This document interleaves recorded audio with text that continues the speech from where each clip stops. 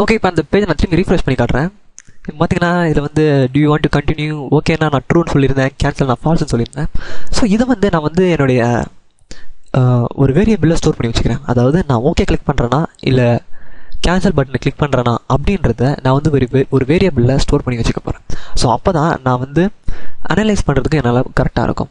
For example, நான் வந்து இதை கேன்சல் பண்ணிக்கிறேன். என்னோட ப்ரௌசர் நான் மினிமைஸ் பண்ணிக்கிறேன். மினிமைஸ் பண்ணிவிட்டு இந்த இடத்துல போயிட்டு நான் var ஒரு வேரியபிள் கிரியேட் பண்ணுறதுக்கான இது ஒரு கீவேர்ட் var. இந்த இடத்துல வந்து நான் என்ன பண்ணிக்கிறேன், நான் வேல்யூன்னு கொடுத்துக்கிறேன். அதுக்கு ஒரு வேரியபிள் கிரியேட் பண்ணுறேன் வேல்யூ அப்படின்னு சொல்லிட்டு. ஸோ இதுக்கு நீங்கள் வந்து என்ன பேர் வேணால் கொடுத்துக்கலாம், இது உங்கள் இஷ்டம். நான் என்ன பண்ணிக்கிறேன், வேல்யூ அப்படின்ற ஒரு வேரியபிளை கிரியேட் பண்ணி அந்த வேரியபிளில் நான் வந்து ஓகே பட்டன் கிளிக் பண்ணுறேன்னா இல்லை அந்த கேன்சல் பட்டன் கிளிக் பண்ணுறேன்னா அப்படின்றத நான் வந்து இதில் ஸ்டோர் பண்ணி வச்சுக்கிறேன். ஸோ இது வந்து 1 இருக்கும் இல்லை 0 இருக்கும், அதாவது ட்ரூவாக இருக்கும் இல்லை ஃபால்ஸாக இருக்கும். ஸோ ரெண்டத்தில் ஏதாவது ஒன்று தான். ஸோ நான் ஓகே பட்டனை கிளிக் பண்ணாலும் எனக்கு இதில் ஒரு வேல்யூ ஸ்டோர் ஆகும், இந்த மைனஸ் பட்டனை கிளிக் பண்ணாலும் ஒரு வேல்யூ ஸ்டோர் ஆகும். அதாவது நான் ஓகேனா ட்ரூன்னு வச்சுக்கோங்க, கேன்சல்னா ஃபால்ஸ்னு வச்சுக்கோங்க. ஓகே, ஸோ இப்போ நான் என்ன பண்ண போகிறேன், இந்த இடத்துல ஒரு இஃப் ஸ்டேட்மெண்ட் ஒன்று எழுத போகிறேன். ஸோ இஃப் இந்த இடத்துல வந்து நான் வந்து வேல்யூ அப்படின்னு நான் கொடுத்துக்கிறேன். ஸோ இஃப் நான் வேல்யூ அந்த வேரியபிள் வந்து நான் கொடுத்துக்கிறேன்.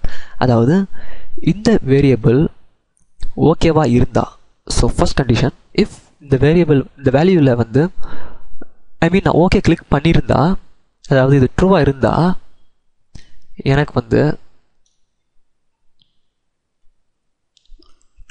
அலர்ட் வரணும். என்ன அலர்ட் வரணும்னா, யூ கிளிக்டு ஓகே அப்படின்னு சொல்லிட்டு semicolon end of the line. அப்படி இல்லைன்னா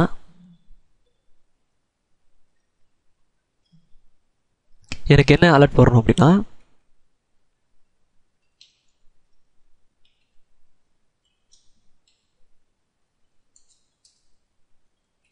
யூ கிளிக்டு கேன்சல் அப்படின்னு வரணும். ஸோ ரொம்ப சிம்பிள். இது வந்து ட்ரூவாக இருந்தால் இந்த அலர்ட் பாக்ஸ் ரன் ஆகும். நான் கேன்சலை கிளிக் பண்ணியிருந்தேன்னா எனக்கு இந்த அலர்ட் பாக்ஸ் ரன் ஆகும். நான் சிம்பிளாக இந்த இஃப் ஸ்டேட்மெண்ட்டில் இப்படியே நான் ஸ்பெசிஃபை பண்ணுறேன். ஸோ நான் இப்போ இந்த ஃபைலை சேவ் பண்ணிவிட்டு என்னுடைய ஃபயர்ஃபாக்ஸை நான் ரீஃப்ரெஷ் பண்ணுறேன், அந்த பர்டிகுலர் confirm.html பேஜை. ஸோ பார்த்தீங்கன்னா இப்போ நான் ஓகே கிளிக் பண்ணுறேன்.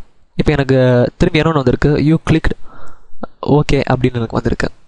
ஸோ இந்த கீழே இருக்க இந்த லைனை விட்டுருங்க, that's not a problem. Okay அப்படின்னு வந்திருக்கு. ஜஸ்ட் நான் திரும்பி ஓகே கிளிக் பண்ணிக்கிறேன். திரும்பி நான் என்னோட ரீலோட் பண்ணுறேன். எனக்கு திரும்பி கேட்குறது do you want to continue. இப்போ நான் கேன்சல் பட்டனை கிளிக் பண்ணுறேன்.